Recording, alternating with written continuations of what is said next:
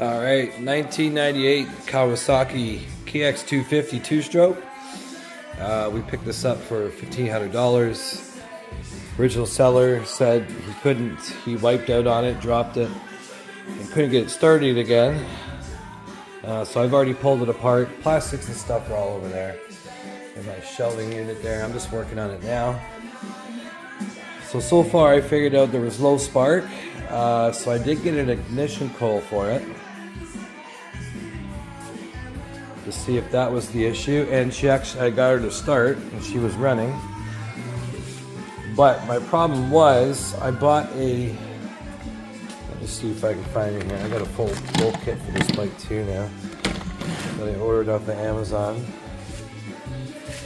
But when I bought the ignition coil off Amazon, fortunately Amazon usually is bad for dirt bike parts, but it's the quickest anyway. I got an original coil coming from eBay, but that won't be here for another probably a couple of weeks. But I actually had to take so on the coil I got off of Amazon, this spark plug fitting would not even fit onto the spark plug because it was too small. So it looked like it would fit like, you know, one of those really tiny like screw type end spark plugs. So I actually had to cut off the new coil, this piece off, and then splice in the actual original spark plug fitting off the old coil that had, you know, a low spark on it. But now when I got her started, she just races like crazy. So I just gotta for sure gotta check out the carbs. So I'm gonna get that out and see if we can get it running. And actually this was loose too. I took this apart. This is where your magneto was, and all these screws here were loose. So I'm guessing somebody had this apart at one point and probably didn't Loctite it.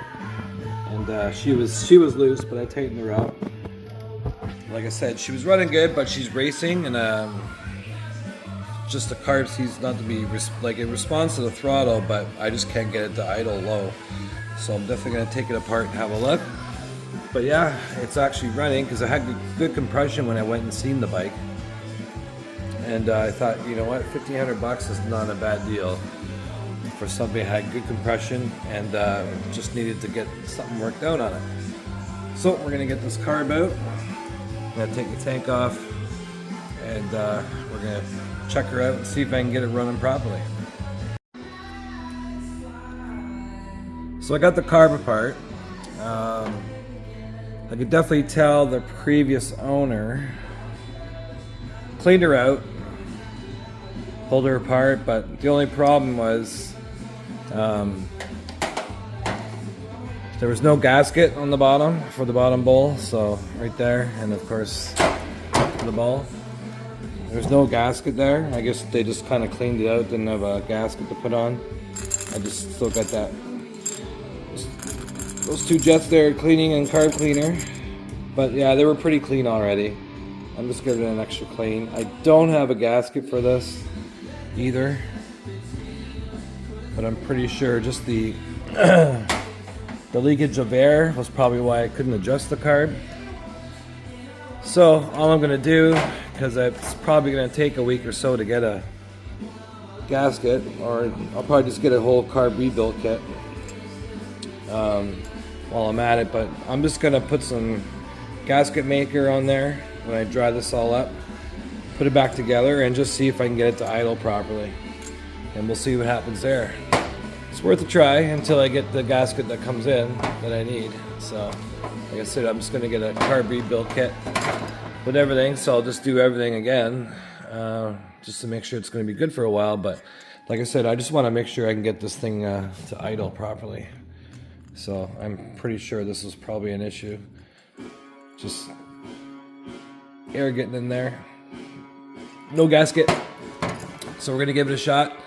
I'm just gonna put it all back together now. Like I said, dry it up, and I'll put some gasket maker on here, slap it on the bottom, and let it dry for a few hours, and I'll give it a try. Just another quick tip, guys. Again, I'm by no means a professional at doing this, but I have worked on a few, let's put it that way. I'm just trying to help people out. This is why I post videos. But Like I said before, problem with this bike was a no start from the original owner. Like I said, I found the spark was weak, so I did get a new ignition coil, hooked that up. She turned over, but she was racing like crazy, and I couldn't get, even on the adjustments on the carb, she would not slow down. So I did pull it on the last part of the video. You see me pull the carb. She's all cleaned up, she's back in, but I also, because I took the tank off and I emptied the tank, because it never hurts, guys, to start with fresh gas and a mix, like a fresh premix if you got a two-stroke. Now I noticed when I emptied this gas can, when it was coming out, it just looked like pure gasoline. So I'm pretty sure that was probably causing a bit of a, extra rev. It was revving higher than it should have because it had no two-stroke oil in it. So you never know, guys, so always double check. Like when you get a bike used and it's having issues, dump the tank, and I'm gonna put fresh 40-to-1 mix in here just to see how it goes. Plus, like I said, I pulled apart the carb and cleaned her all out. She did look good, so I don't think there shouldn't be any issue now, but like I said, I think because it was pure just gas in here, she was revving a little high because of that, because you got to compensate for some two-stroke oil in there. So we'll definitely see how that works out, but I'm just waiting for this to, like I said, I didn't have a gasket for the bottom when I took this apart, so I just used gasket maker for now until I get the actual part. Again, I'm just trying to get this thing to run properly, so at least I know what the problem is. But yeah, she did, after I put this back on, I just threw some gas into the cylinder here, some premix. A little bit of premix. I kicked it over. She ran for a few seconds, quite nice. So I think we're gonna be okay. So like I said, I'm gonna fill this with a 40-to-1 mixture, and I'm just gonna wait another hour just for this, to set and dry. Okay, so we'll see how it goes. Okay, so moment of truth. I got the tank back on. We're gonna kick her over. Let's have a look.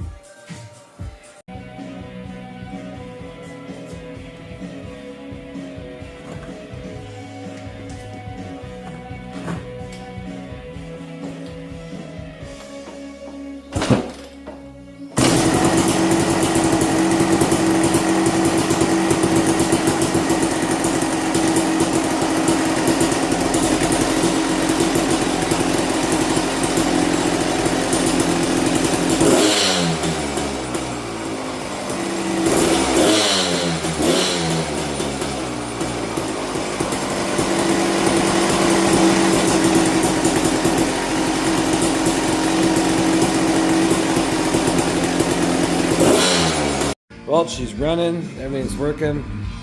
I just figured before I put the plastics back on, I still didn't take off that back one, but just wanted to clean up the frame a bit because it was painted black underneath the green. And the green was coming through in some spots, so I just kind of quick touch up, A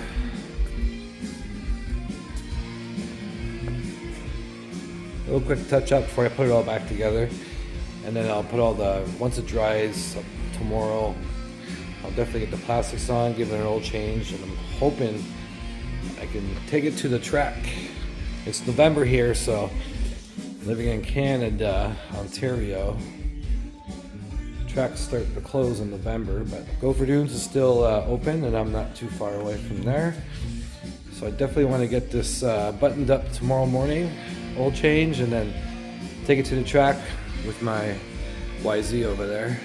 I'll bring both bikes because I got a trailer, and I can try this one out and see how it goes. Stay tuned.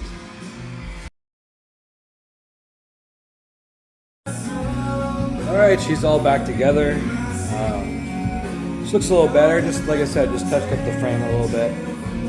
Because the green was coming through underneath, because somebody painted black, so she looks alright. The only thing I need to do now is tighten that chain up. And I'm going to give her an oil change because the oil is pretty dark on this thing. You can see it through because it's got the glass hole there. She is dark. So definitely going to see what that looks like. So let's give her an oil change. Alright, drop the oil on this thing. Oops. Oh yeah, I think I'm wrong. Am I the wrong way here? No, okay, here we go. Sorry. Drop the oil on this thing. Look at that oil now. It's like, my only recommendation is, people, change your dang oil. You're just gonna save so many problems in the bottom end for your seals and your bearing and stuff. You know? It looked pretty bad, so I actually just ran some new oil through it and let it run through a little bit too. Probably see the new oil that ran in there. But look how, yeah, it looks like mud. But yeah, I'm gonna fill her up, and I'm gonna try and get her to the track today just to run some fluids through her and see how she works out today. Alright, at the track, she's running good. I just kicked her. There's not many people here today, but it's good. Just in case this thing breaks down, but we'll see. We'll see how she eats.